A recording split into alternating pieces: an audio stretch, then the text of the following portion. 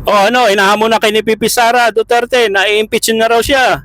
'Di ba? Yan naman ang gusto niyo, may impeach siya, 'di ba? 2 taon niyo na pinaplano 'yan. O yan, i-impeach na.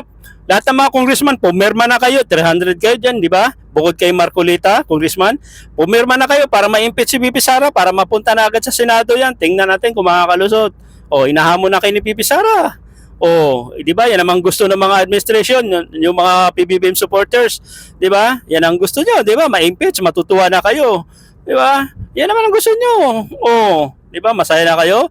Hinahamon na nga kayo, di ba? Para manahimik na lahat. Sabi ni BP, para tahimik na lahat, i-impeach na siya.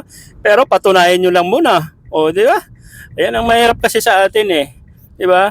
Paskong Pasko, si BP Sara nagtatrabaho ngayon, may Thanksgiving ngayon para sa mga OBP, yung mga tao nag-iikot sa buong Pilipinas para magbigay tulong yung ating BP Sara. Pero kayo wala kayo naatupag kundi puro politika. Babanatan si BP Sara. O 'di ba? Unahin niyo muna yung sarili niyong lalawigan, distrito niyo, lalo na mga congressman, 'di ba? Bago kayo maghusga, dapat malinis din kayo katulad ni Franz Castro. Oh, guilty yan, child abuse. Di ba? Ayan, hinahamon na kayo para matahimik na kayo. Siguraduhin nyo lang, ma-impeach yung Vice President, Sara Duterte.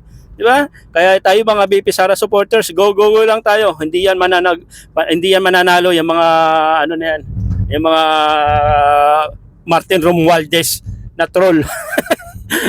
Martin Romualdez, go for president. Lashing.